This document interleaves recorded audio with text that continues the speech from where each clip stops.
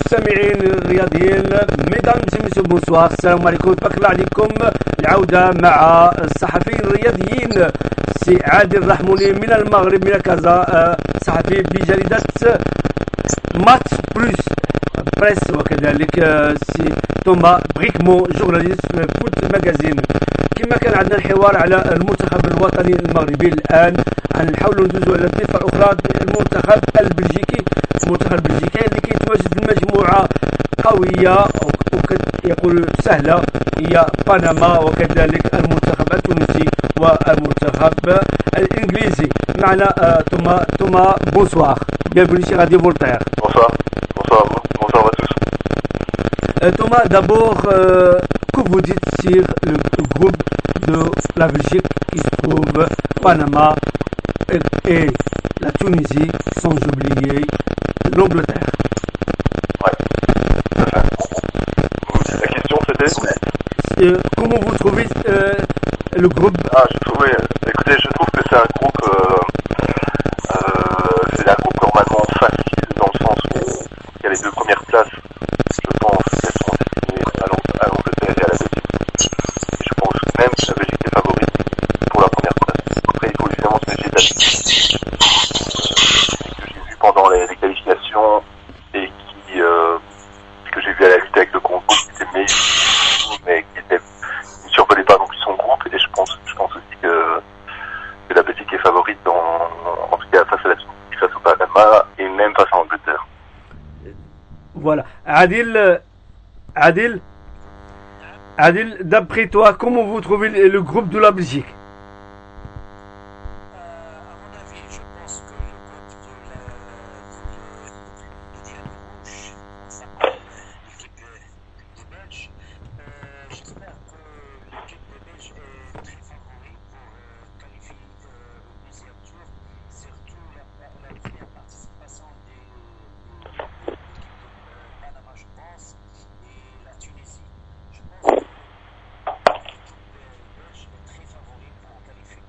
Pour qualifier au deuxième tour. À mon avis, je pense que l'Angleterre, c'est la quatrième équipe. Non.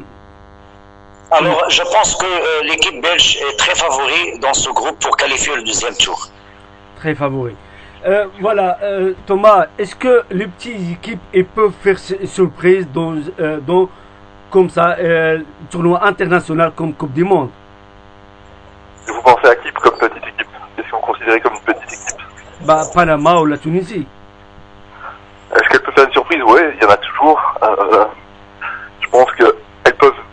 Je pense pour la Tunisie, Panama c'est une vraie inconnue. Je pense qu'elle est quand même en dessous du reste, mais la Tunisie peut faire quelque chose, même que ce soit contre la Belgique, qui n'est pas non plus, qui fait des très bons résultats depuis 2 ans, même voire depuis 4 ans. L'Angleterre qui est aussi une nation qui a vraiment beaucoup de qualité. Alors ça reste toujours une inconnue par rapport à. Ça reste toujours une inconnue quant à sa présence, quant à sa qualité dans ces tournois. Mais je pense, j'ai l'impression que la Tunisie peut faire quelque chose. En tout cas, apparemment c'est costaud défensivement. C'est une équipe qui arrive à déjouer son adversaire. On l'a vu, je veux dire, face au Congo, c'est les matchs que j'ai vu ça. Après, je pense qu'il manque quand même que ce soit le Panama ou la Tunisie, ça manque quand même de qualité pour espérer aller le premier tour, ou en tout cas passer peut-être les huitièmes de finale. Est-ce qu'on peut dire le calendrier était favorable pour les Diables Rouges?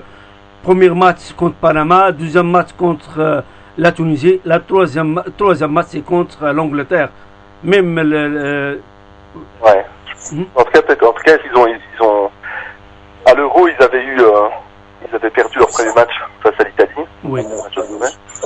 Ça les avait obligés à gagner leurs 2 matchs suivants, c'est-à-dire l'Irlande et face à la Suède. C'était le cas, donc ils s'étaient sauvés comme ça. Ici, ils ont peut-être la chance de débuter face à un adversaire beaucoup plus faible, et donc de prendre de la confiance. Mais je sais pas si ça joue vraiment le calendrier, ça joue. Je pense quand même que la Belgique doit aller, si elle veut terminer première du groupe, elle doit quand même battre l'Angleterre, donc voir un match nul et puis essayer d'avoir une meilleure différence On peut dire que les grandes équipes, les grandes nations, elles grandissent match après match. Ouais. J'aime pas cette expression parce que c'est une expression galvaudée, c'est un peu une expression qui ressort facilement. Non, je pense que c'est un peu trop facilement, mais je pense que non, en tout cas, c'est une équipe qui doit affronter, qui doit se mesurer à une grande nation pour savoir réellement où elle en est. Et donc, Oui. on en sera un peu plus sur la qualité de la Belgique face à l'Angleterre. Après le match face à l'Angleterre, je veux dire. Adil, Oui, Adil, il y a plusieurs médias belges, ils disent que l'équipe belge, les Diables Rouges, ils sont tombés avec des petites équipes. On ne voit pas vraiment la qualité des Diables au premier tour. mais c'est pas évident parce que on voit que l'Angleterre c'est une bonne équipe qui joue avec des passes longs. C'est une école anglo-saxonne. Panama, je pense, c'est le cheval noir de cette groupe, je pense. C'est la première participation de cette équipe. Les Aigles de Carthage, Tunis, je pense qu'il y a des expériences. Ils ont des bons talents. Alors, c'est pas, on peut pas dire que les Belges ne vont pas jouer les vrais moments dans le deuxième tour. Je pense c'est le premier match contre Panama plus contre la Tunisie et puis contre l'Angleterre sont des matchs très difficiles pour cette groupe parce que il y a trois équipes favoris, le Belge, l'Angleterre et la Tunisie. C'est la même chose pour le groupe marocain parce que le Maroc doit jouer premier match contre l'Iran, deuxième match contre le Portugal et troisième match contre l'Espagne. C'est la même chose pour la Belge. On peut dire que le plus faible équipe, deuxième équipe plus fort et la troisième équipe très fort. C'est ça pour le Diable Rouge. Alors Panama, la Tunisie, puis le dernier match contre l'Angleterre. Alors je pense pas que les choses vont commencer dès le premier match. Au Maroc, comme vous êtes à Casa, comment les Marocains imposent de l'équipe nationale belge Diable Rouge?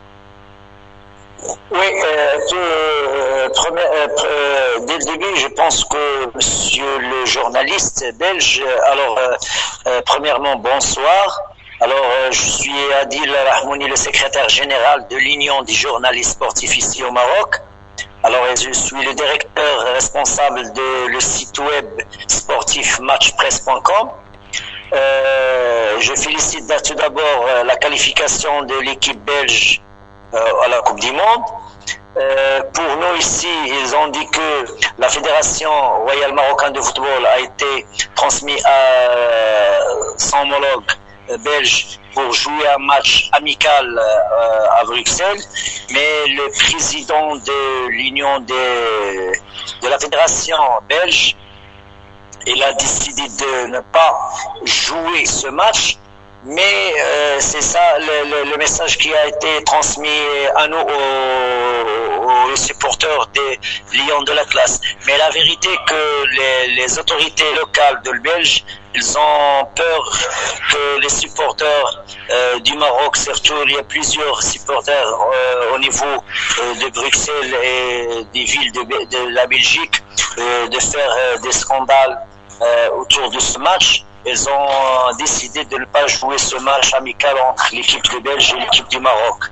Mais en général, les supporters ici du Marocain, ils ont toujours suivi l'équipe nationale des Belges et les équipes de Belge à travers la télévision et le championnat de Belge. Thomas, les préparations du Diable Rouge, ils ont cherché plusieurs pays, Maroc, l'Algérie, mais enfin, ils ont trouvé un accord contre l'Arabie Saoudite. Est-ce que c'est un match clé? C'est un match, on peut dire, pour tester les Diables Rouges. Thomas? Surtout que oui, je crois que surtout que c'est un match pour gagner de l'argent, c'est-à-dire que la Belgique joue contre l'Arabie Saoudite parce que l'intérêt financier derrière. Je pense pas que c'est parce que la qualité de l'Arabie Saoudite est intéressante, non. Mais il est qualifié au Coupe du Monde. Pardon? Il est qualifié au Coupe du Monde. Oui, mais bon, c'est une équipe moins forte que le Maroc ou un adversaire de ce calibre-là. Non, je pense que ici l'intérêt il est d'abord financier, même si je respecte l'élection d'Arabie Saoudite, mais évidemment que ça aurait peut-être été plus intéressant de jouer un match comme on l'a vu contre le Mexique, où on a vu la Belgique n'était pas prête. Il y a eu énormément de mal contre le Mexique, voire même contre le Japon. J'aurais préféré un match face à l'équipe nationale marocaine, qui est pour moi peut-être actuellement une des meilleures nations africaines. On peut dire que Roberto Martinez il est peur du résultat des matchs amicaux et donne moins de confiance à l'équipe belge, Diable Rouge, et il préfère jouer avec des petites équipes, des petites nations, pour avoir plus de confiance pour les Diables Rouges. En tout cas, il n'a pas envie ça il le dit clairement, il n'a pas envie d'affronter une très grande nation. Oui. Un peu, parce que de crainte de prendre une gifle et de voir que d'un peu démoraliser l'équipe. Je sais pas si c'est la bonne attitude, parce qu'il faudra quand même il faudra quand même être prêt le jour J et est-ce qu'il ne faut pas un peu d'abord se tester face à une trop grande nation pour voir un peu son réel niveau. Je sais pas ce qu'il a, en tout cas, ça il a fait ses choix, mais c'est vrai qu'il préfère l'option d'affronter des nations de moindre envergure pour donner peut-être un maximum de confiance. Et on l'a vu contre le Mexique, qui est une très bonne nation, mais on a vu contre le Mexique qu'on était loin d'avoir atteint un niveau mondial pour espérer aller loin. Oui, d'après quand on voit les Diables Rouges, on voit la majorité des joueurs ils jouent à l'étranger, mais moins de joueurs qui jouent dans le championnat belge. Ça donne une contradiction. Une équipe nationale très forte, une championnat moyenne.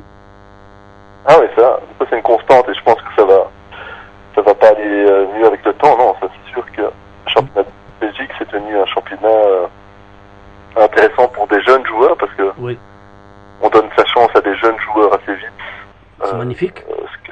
Parce que le championnat est relativement faible et qu'il n'y a pas assez d'argent, donc on mise sur des jeunes, et parce que le jeune est intéressant à la revente, et donc ça peut rapporter des sous, comme on a vu même pour des grands clubs en Anderlecht et Standard, ils ont pu vendre des joueurs pour des grosses sommes à des clubs anglais, et donc mais le problème c'est que ça déforce le championnat qui devient un championnat de seconde zone, et qui, j'ai l'impression qu'avec le temps, même si les résultats en Europa League, pas cette année, mais les autres années étaient encourageants, je pense que c'est devenu en tout cas un championnat de seconde zone, ça c'est évident, mais pas depuis 1 an ou 2 ans, depuis 10, 15, 20 ans même. Donc, et le problème c'est que je vois pas de solution parce que c'est un championnat qui s'appauvrit.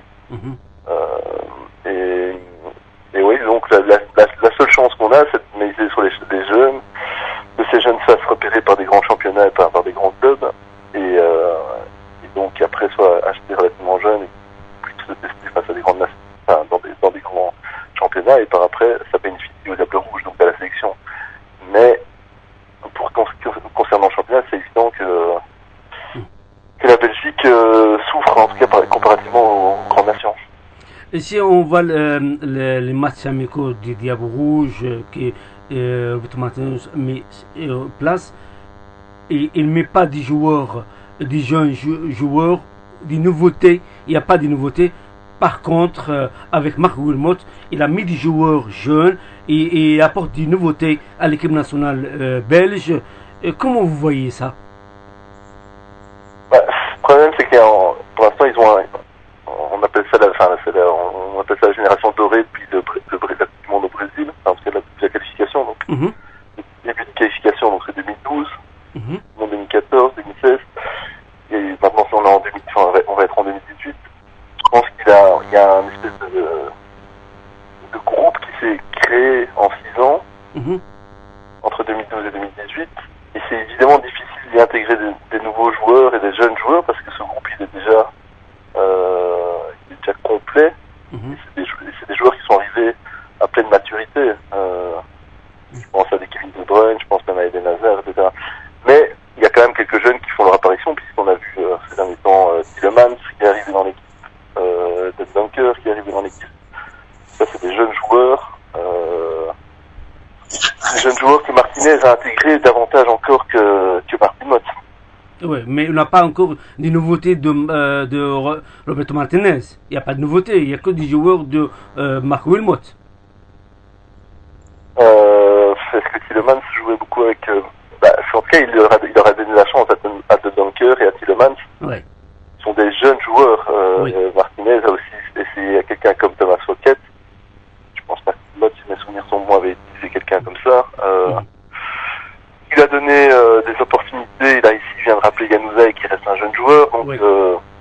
donc il y a quand même... non, je pense pas qu'il est bloqué par rapport à ça. Mais par contre, c'est évident qu'il y a un groupe qui est déjà là depuis des années et c'est difficile de le bouger.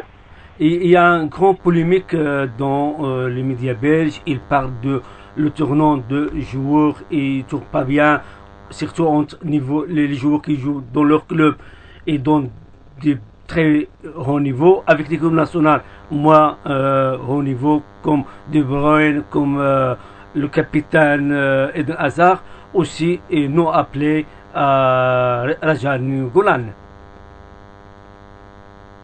J'ai pas bien compris la question là. Qu'est-ce que Donc, tu veux dire par là?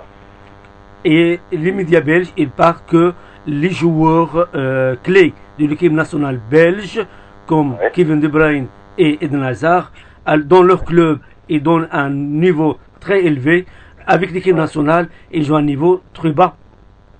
Ouais. Il y a un autre polémique aussi, Roberto Martinez de Nicolas Raja. Ouais. Concernant ça, je suis d'accord. Il y a, en tout cas, c'est surtout frappant avec De Bruyne qui n'arrive pas à jouer au niveau auquel il est actuellement, qui est un niveau exceptionnel. Moi, j'étais encore en Angleterre ce week-end pour voir le match Manchester City-Tottenham. De Bruyne était exceptionnel. Oui, on a vu ça. Les gens le considèrent comme, que ce soit les médias étrangers, anglais, etc., le considèrent maintenant comme peut-être le meilleur milieu de terrain au monde. Enfin, le meilleur joueur, il y en a qui pensent qu'il peut être le ballon d'or. Donc il a atteint vraiment un niveau, il suffit d'entendre Guardiola qui parle de Bruyne, c'est des louanges, c'est assez impressionnant. Le magicien. Le magicien, ouais, non, c'est au-delà d'un magicien, il sait tout faire. Hazard aussi avec Chetty, et pour l'instant aussi nouveau, il est revenu au meilleur niveau comme l'an dernier, donc comme un des meilleurs joueurs anglais. C'est pas le même non plus en équipe nationale, c'est vrai que, mais le problème est surtout par rapport à De Bruyne. C'est vrai que De Bruyne, je pense que ça doit être le leader, en tout cas, celui qui va diriger l'équipe nationale parce qu'il aura un rôle axial. Eden Hazard, un rôle plus de soutien. Je pense pas qu'il doit avoir le même impact, mais c'est évident qu'il y a un problème à ce niveau-là. De Bruyne, c'est pas du tout le même en équipe nationale.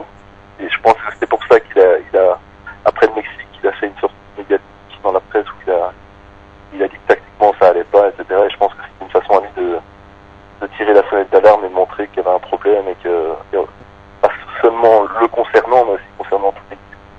Et alors, concernant Nainggolan, c'est difficile de savoir la vérité là-dedans. C'est évident que Nainggolan, c'est pas un joueur pour le système de Martinez, et Martinez n'y croit pas énormément. Il a cédé la fin dernière, mais il est blessé, mais il a cédé à la pression populaire et l'a rappelé. Mais je pense que c'est évident que Martinez n'y croit pas, que c'est pas un joueur. Et ce que Martinez tout le temps aussi, c'est que Nainggolan n'est pas un numéro 6 ou un numéro 8, mais un numéro 10 comme il joue à la Roma, c'est-à-dire qu'il joue très haut et que sur cette position, il y a déjà Eden Hazard, et donc il n'y a pas vraiment où voir Dries Mertens, et donc il n'a pas vraiment sa place en équipe nationale. C'est un second choix, et il n'a pas envie de prendre un joueur avec lui comme Nainggolan, qui a une forte personnalité, qui peut être très, très difficile à gérer, en tout cas c'est ce qu'il pense, et de le mettre sur le banc en équipe nationale. Voilà.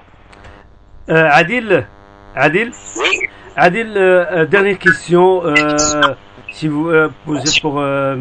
Thomas. Oui, Monsieur Thomas, comment vous voyez l'équipe nationale du Maroc à travers les phases de qualification, puis groupe très difficile, surtout l'Espagne et le Portugal. Écoutez, moi, c'est évidemment un groupe très dur, c'est le groupe un peu de la mort, c'est le meilleur groupe de la Coupe du Monde, quoi, avec l'Espagne et le Portugal, de nations quasi favorites. Et puis, moi je pense que le Maroc, enfin, de ce que j'en sais, de ce que j'ai vu, je suis un peu le parcours via Nabil Dirar, via Marcos Sousa, etc. Mais bon, si on voit, j'ai oublié son nom, mais le défenseur central de la Juventus également. Benatia. Voilà, pour moi c'est un des meilleurs défenseurs au monde.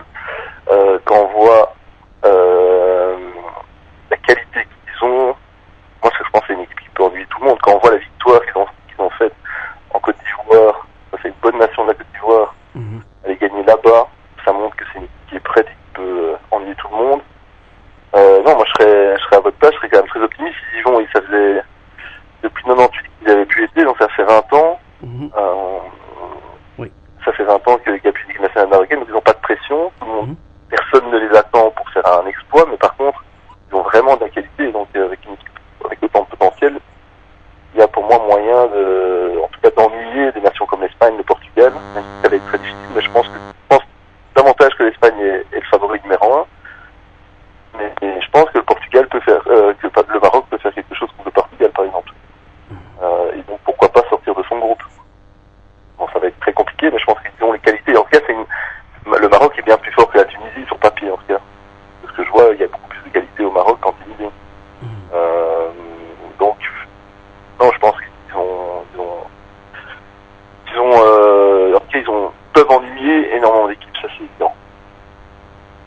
Adil, c'est la dernière question. Adil? Oui, Mac. Adil, dernière question. Adil? Oui. D'après toi, d'après vous, ce qui va être qualifié dans le groupe de la Belgique, Panama, Tunisie, Angleterre, c'est pour toi, c'est quelle équipe qui va être qualifiée au deuxième tour? Pas de connexion avec Adil, Casa. La même question, je vais poser à Thomas. Thomas, c'est quelle équipe qui va rejoindre les Diables Rouges au deuxième tour? L'équipe du groupe. Ouais. Je pense que ce sera Angleterre et la Belgique qui vont passer, donc voilà. Et le groupe de Maroc, d'après vous? J'aimerais bien dire l'Espagne et le Maroc, même si je pense que ce sera quand même l'Espagne et le Portugal. فوالا ميرسي مستمعين الرياضيين عشاق الرياضه كنشكركم على الحوار ديالنا وكنشكروا اون فادير ديرنيير مو دو مسيو عادل